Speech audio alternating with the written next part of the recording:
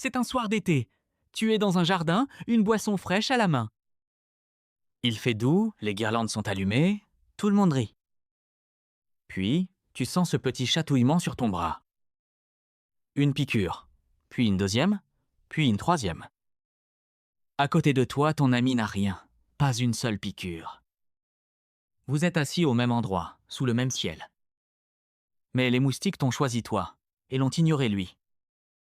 Ce n'est pas de la malchance, c'est de la chimie. Et voici la partie que personne ne mentionne. Pour un moustique, ton corps n'est pas un corps, c'est un signal. Tu émets en permanence un nuage d'informations, sans le savoir. Ta respiration, ta chaleur, ton odeur, tout parle de toi.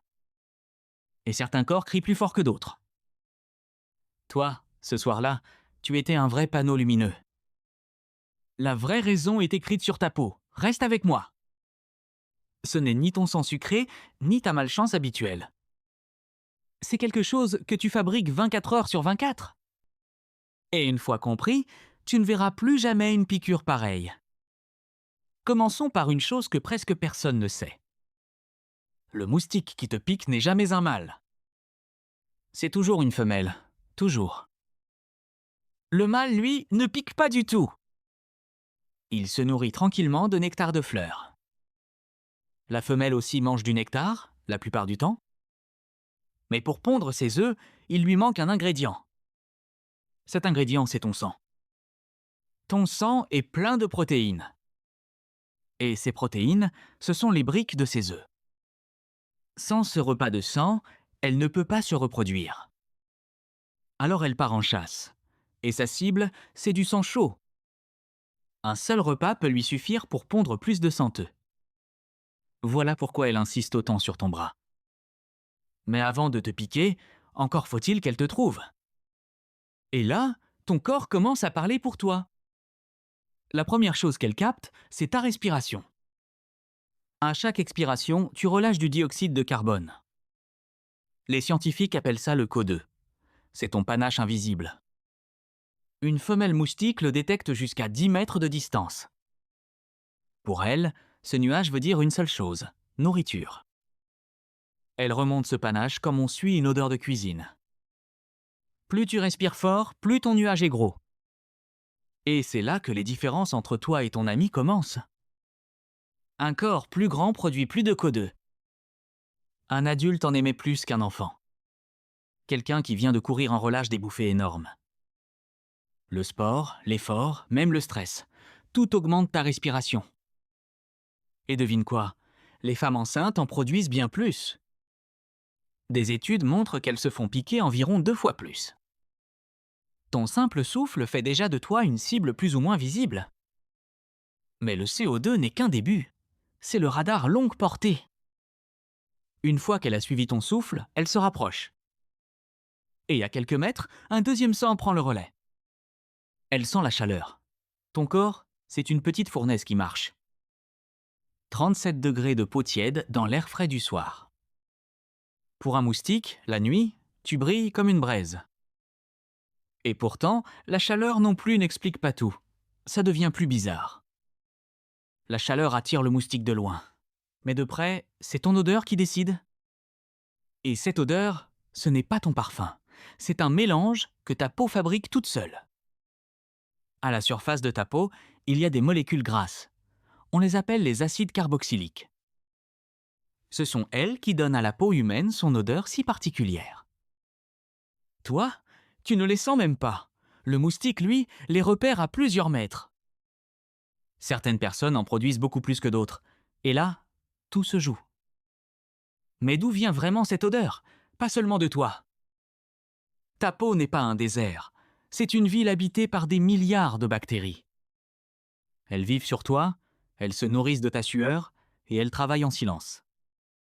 Ta sueur, à la sortie, n'a presque aucune odeur. Ce sont les bactéries qui la transforment. Elles digèrent ces acides gras et libèrent les composés que le moustique adore. Autrement dit, ton odeur corporelle n'est pas vraiment la tienne, c'est celle de tes bactéries. Et chaque personne héberge un mélange unique de microbes, une empreinte, mais olfactive. Deux peaux n'ont jamais exactement la même population de bactéries. C'est pour ça qu'un moustique peut adorer ton bras et ignorer celui d'à côté. Peu de diversité, mais des bactéries en grande quantité. Voilà le profil qui attire le plus. Un laboratoire à New York a voulu en avoir le cœur net. À l'université Rockefeller, la neurobiologiste Leslie Vauchal monte une expérience toute simple. Elle demande à 64 personnes de porter un bas en nylon autour de l'avant-bras. Chaque bas prend l'odeur de la peau de celui qui l'a porté, rien d'autre. Puis elle place ses bas dans un tube, face à des moustiques affamés. Les moustiques devaient choisir, 2 odeurs à la fois, vers laquelle foncer. Vauchal a répété ça pendant des années, des centaines de fois. Et le résultat a été brutal, une personne écrasait toutes les autres. Le porteur le plus attirant était 100 fois plus attractif que le moins attirant. 100 fois. Pas 2 fois. Pas 10 fois. 100. Et le plus troublant, ce classement n'a presque pas bougé pendant des années. Les mêmes personnes restaient des aimants, saison après saison. Vauchal a trouvé le point commun. Les grands attracteurs baignaient dans les acides carboxyliques. Ces fameuses molécules grasses, produites en excès et nourries par leurs bactéries. Tu ne peux pas laver ça, ça revient en quelques heures parce que c'est toi. Ce n'est pas une question d'hygiène, les gens très propres se font piquer autant. Alors, à quoi ça ne tient pas? Là aussi, il y a des surprises. Tu as sûrement entendu que les moustiques préfèrent un certain groupe sanguin. Le groupe O, paraît-il, serait un festin. Le groupe A, une punition. La vérité, les preuves sont minces, et les études se contredisent. Une petite étude a vu une préférence pour le groupe O, une autre n'a rien trouvé. Et surtout, le moustique ne lit pas ton sang avant de piquer, il sent ta peau.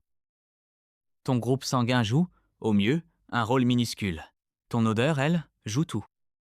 Mais cette odeur, d'où la tiens-tu? En grande partie, de tes parents? Des chercheurs ont testé des vrais et des faux jumeaux face aux moustiques. Les vrais jumeaux, génétiquement identiques, attiraient les moustiques de la même façon. Les faux jumeaux, eux, étaient bien plus différents l'un de l'autre. Près de 67% de ton attirance pour les moustiques serait héréditaire, comme la couleur des yeux. Tu n'as pas choisi de les attirer, tu es né avec le mauvais parfum. Il y a quand même des choses que tu peux changer, et la première va te déplaire. La bière. Une étude a montré qu'après une bière, on se fait plus piquer. Un simple verre de bière, et tu deviens plus attirant pour eux.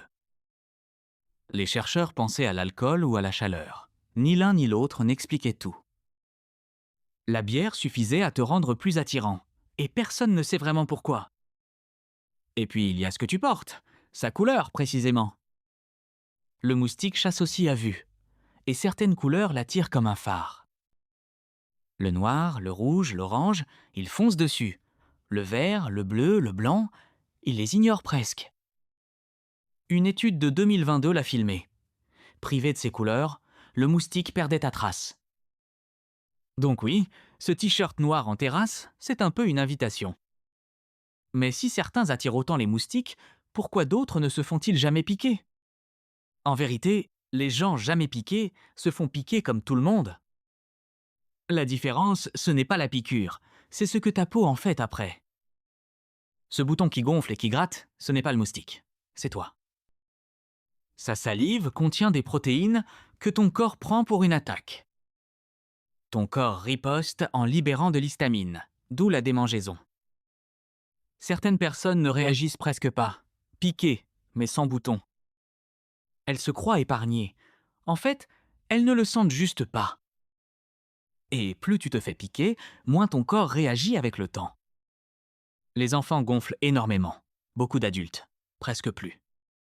Donc, je ne me fais jamais piquer, veut souvent dire « je ne le remarque même plus ». Bon, concrètement, qu'est-ce qui marche vraiment pour arrêter le massacre? Numéro 1, le répulsif. Le vrai, celui aux dettes ou à la picaridine. Il ne te rend pas invisible. Il brouille les capteurs d'odeur du moustique. Du coup, il ne te trouve plus, même à quelques centimètres de ta peau. Du DET à 30% te protège plusieurs heures. Pas besoin de plus. Numéro 2, un simple ventilateur. Les moustiques sont des pilotes minables. Ils volent à 2 km à l'heure. Le moindre souffle les envoie balader. Et le vent disperse ton nuage de CO2 avant qu'il ne les guide jusqu'à toi. Numéro 3. Couvre ta peau. Manches longues, couleur claire. Moins de peau exposée, c'est moins de chaleur et d'odeur qui s'échappent. Numéro 4. Élimine l'eau stagnante autour de chez toi. Une femelle pond jusqu'à 300 œufs dans l'équivalent d'un bouchon d'eau. Un seau oublié, une soucoupe de pots de fleurs. Voilà leur pouponnière. Vide-les. Tu ne les chasses pas, tu les empêches de naître. Numéro 5. La moustiquaire. Ringarde et imbattable. Une barrière physique, ça ne se contourne pas avec une jolie odeur. Maintenant, la longue liste de ce qui ne marche pas. Accroche-toi. La vitamine B. On l'a dit magique. Les études disent non. Aucun essai sérieux n'a montré qu'elle change quoi que ce soit à ta peau. L'ail. Même promesse, même résultat, rien, à part ton haleine. Les bracelets à ultrasons. Ils prétendent imiter un prédateur. Sauf que les moustiques n'entendent pas ces fréquences. Aucun effet. Les applis anti-moustiques sur ton téléphone? Le même vide? Une grande revue scientifique a testé ces gadgets. Aucun ne protège. La bougie à la citronnelle? Un peu, mais à peine. Son nuage protège 30 cm autour de la flamme. Pas ta terrasse. Un souffle d'air, et sa maigre protection s'envole. Les lampes qui grillent les insectes? Elles tuent surtout des innocents. Une étude l'a compté. Moins d'un insecte grillé sur 100 est un moustique. Le moustique, lui, ignore la lumière. C'est toi qu'il cherche. Reste une question. Pourquoi un système d'une précision aussi absurde existe? Parce que, pour la femelle, te trouver, ce n'est pas un caprice, c'est vital. Sans ton sang, ses œufs ne mûrissent pas. Pas de repas, pas de bébé. Pendant 100 millions d'années, celles qui te trouvaient le mieux ont survécu. Chaque génération a affiné l'antenne, le capteur, le radar à code. Toi, tu n'as pas eu 100 millions d'années pour apprendre à te cacher. Résultat, un insecte d'1 milligramme lit ton corps mieux que toi. Ton odeur, ton souffle, ta chaleur, pour lui, c'est une adresse écrite en gros. Et cette adresse, tu la portes depuis ta naissance. Tu ne l'as pas choisie. Alors reviens à ce soir d'été. Le jardin, les guirlandes, ton ami à côté. Lui, tranquille, toi, dévoré. Maintenant, tu sais pourquoi. Ta peau fabrique des acides que tes bactéries transforment en parfum. Tu respires un peu plus fort, tu es un peu plus chaud, ton t-shirt est sombre. Chacun de ces détails, seul, ne dit presque rien. Ensemble, ils hurlent. Ton ami n'a pas plus de chance, il a juste une autre chimie. Parce que, pour lui, tu n'as jamais été quelqu'un, juste une odeur qu'il savait lire.